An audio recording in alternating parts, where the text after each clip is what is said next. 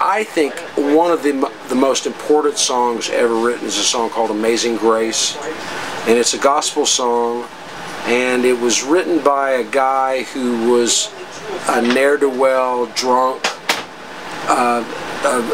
He was the ultimate sinner guy, but he was in a shipwreck. His ship was sinking, and he was out in the water, as far as I understand it. And he wrote the lyrics to Amazing Grace, and that song is, to this day, could be one of the most important songs ever written. It'll last for a long time. PBS did a whole 2-hour show about the song Amazing Grace, so that's one. And then another song that always brings a tear to my eye is a song called What a Wonderful World.